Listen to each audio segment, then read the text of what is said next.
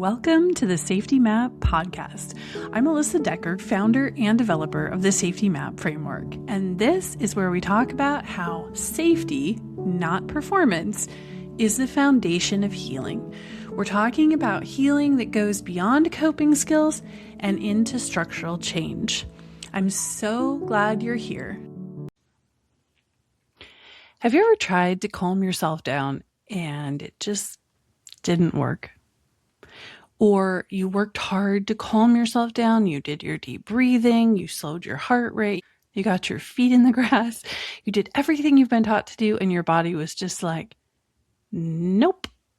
Or you did calm yourself down, you successfully regulated, and 5 minutes later, you had a little thought, and you're right back to where you started. You are not bad at regulating. Your safety map is really good at threat prediction. Regulation is not the goal. Regulation is a useful tool. That's what we're talking about on today's episode of the Safety Map podcast. Hey, Alyssa here. Thanks for joining me for another episode of the Safety Map podcast.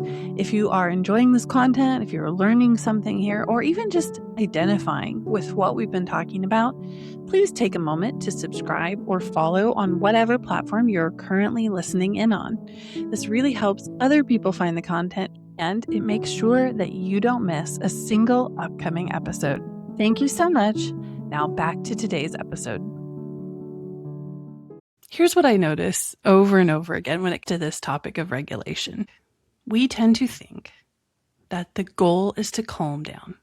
The goal is to be able to stay calm in the middle of a conflict or the middle of an argument or the middle of a really stressful situation. But actually, we think, I need better tools. I need to try harder. I just need a different strategy. I should be able to calm down faster. Why can't I stay regulated? And this is where a lot of people get stuck. If you've been here for a while, you've heard me say calm is not the same as safety.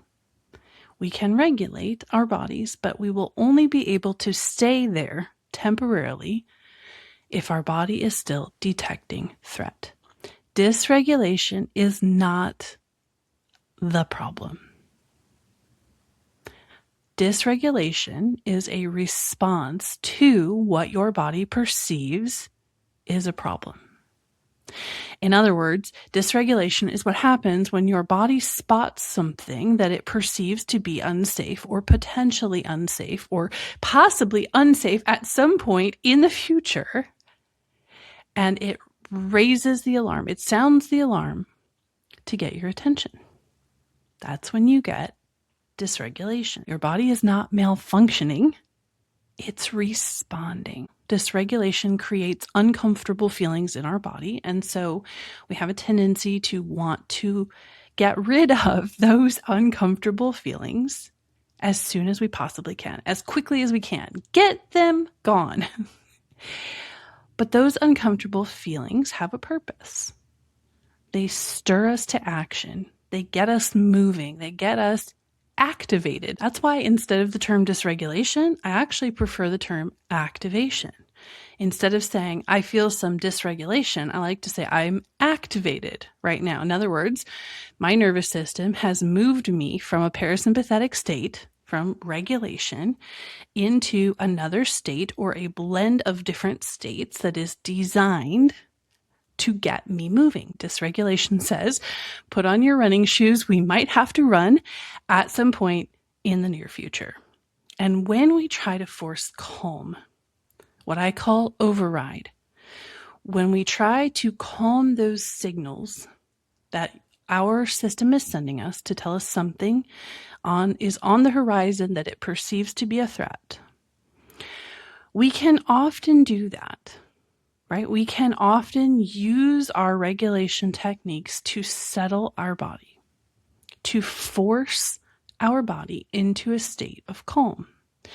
The problem with override is that it is metabolically expensive.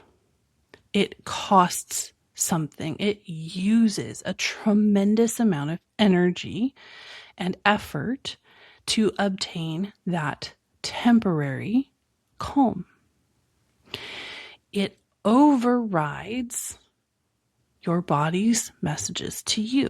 So in addition to being metabolically expensive, it also has another cost, which is every time you override your body's signals to you, you send your body the message, something is wrong with your reaction here. Something is incorrect about this message that you're sending me. You're telling your nervous system you are doing it wrong. And that's not often what we intend.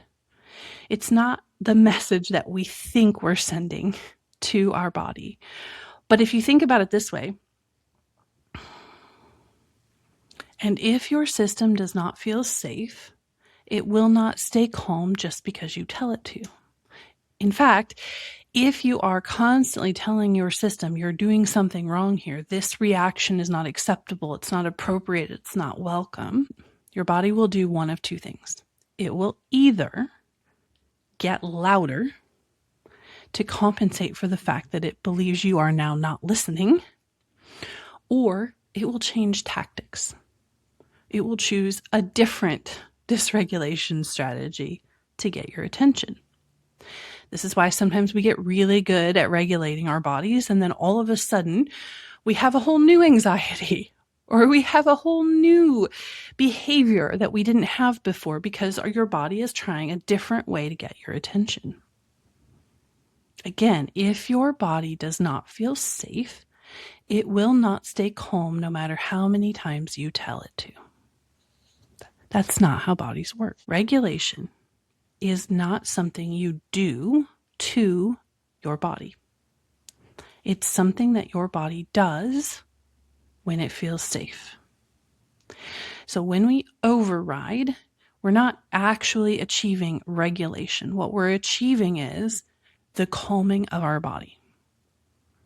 The momentary drop in heart rate, the momentary deepening of your breath, the momentary relaxation of your body.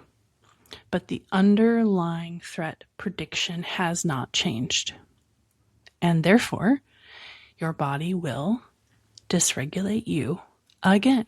A safe system regulates itself. When your body feels safe, when no meaningful threat exists to your aliveness, your identity, or your connection, when you are in a place where you are able to fully express yourself without rejection or disconnection, your body will not need dysregulation as a strategy.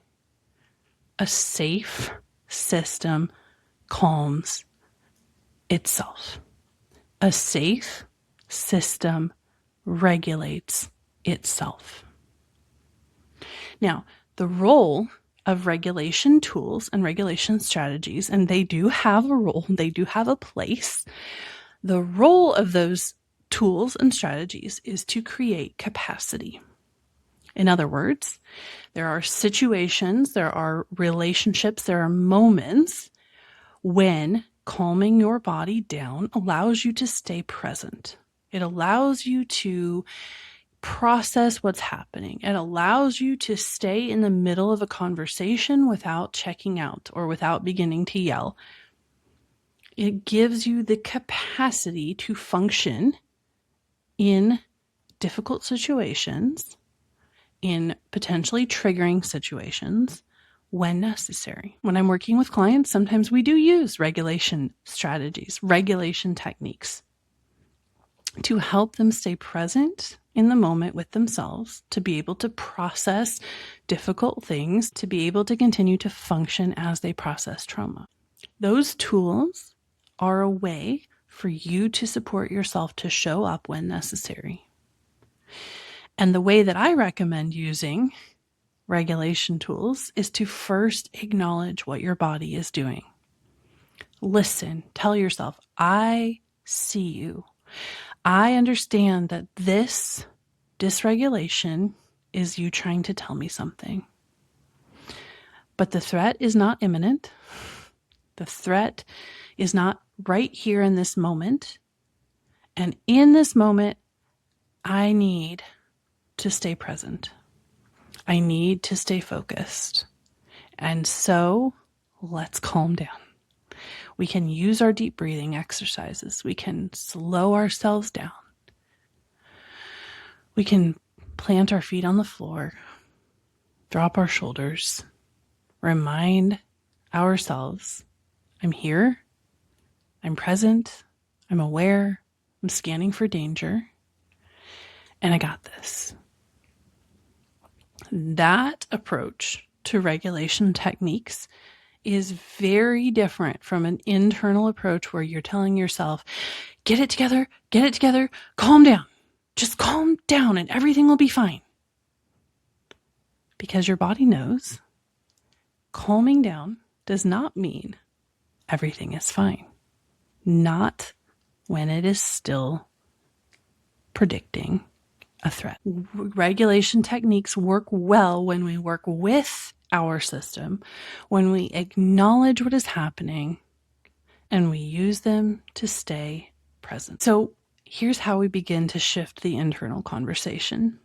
Instead of that, calm down, you just need to calm down. I need to calm down moment that a lot of us find ourselves in.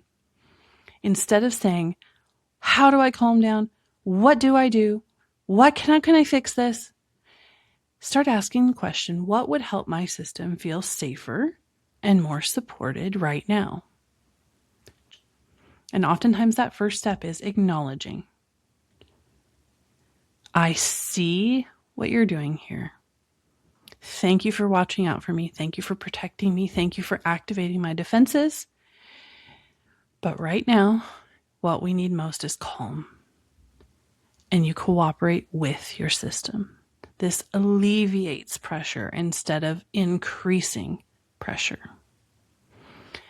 Another way we can help ourselves feel safer is we can give ourselves more space.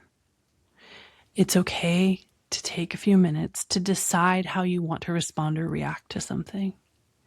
It's okay to say, I need to get back to you on that. It's okay to say, I'm feeling a little dysregulated right now, or I'm a little activated right now, and I would prefer to answer that or come back to this once my system has settled. And it's okay to use regulation techniques when you need to stay present. When it becomes a problem, when it becomes challenging, is when we are constantly having to regulate over and over and over again throughout the day just to function. If you find yourself in that situation, where you feel like you are having to regulate constantly throughout the day just to stay present in your own life, your nervous system is screaming at you that something is wrong. Remember, a safe system will regulate all on its own. So if you find yourself in that situation where you're constantly regulating yourself intentionally and with effort throughout the day, I encourage you to get some help to get to the bottom of what is really happening here. Why is my nervous system screaming at me? What is it predicting is about to happen? And how can I support myself in feeling safer in this moment? You are not failing at regulation. You're not broken. Your system is reacting to a threat prediction, and it is using dysregulation as a tool, as a strategy to try to keep you safe. So this week, when you feel dysregulated, when you feel that activation happening, instead of immediately trying to calm yourself down, pause for a second and ask, what is my system trying to tell me right now? What does my body need to feel safe in this moment? How can I support myself in the middle of this activation before I resort to overriding these signals. If you find yourself exhausted from constant override, you are not alone. Override is expensive. And over time, it becomes more exhausting, not less exhausting. Your body is not going to stop warning you about threats that it perceives are coming your way. And we don't want it to. You need your threat prediction system fully online. So the key to regulation that you don't have to force, that you don't have to work hard for, is understanding the threat prediction underneath that dysregulation, providing your body with new experiences, new data, new information, safety in a way that your body may never have experienced before, so that a safe body, your safe body, can begin to regulate all on its own. Now, one of the things I get asked a lot is, but what if I'm not safe? What if my relationship or my circumstances or my job or my housing situation or my financial stability is not safe? What then? And the answer is twofold. One, if you are not physically safe, then you will experience some form of dysregulation. You should. Your body will continue to send you those messages. But the good news is we start with internal safety. I am safe with me is something we can all work on and we can all move towards, even if our external circumstances are not safe. If you are fearful for your physical safety, please contact your local authorities, your local domestic violence shelter, and get help. Tell someone. But in situations of emotionally traumatic, ongoing threat, we can all start learning what I am safe with me looks like and feels like. You will never achieve internal safety through regulation techniques, but regulation techniques can support you on that journey. Thank you so much for joining me for another episode of the Safety Map podcast. If this is resonating with you, I've put a link down in the show notes for my free PDF called Calm is Not the Same as Safety. It's where I really break down what safety feels like in the body, how it's different from calm, and how it's especially different from regulating your body into temporary calm. Thanks so much for being here, and I'll see you soon on another episode of the Safety Map podcast.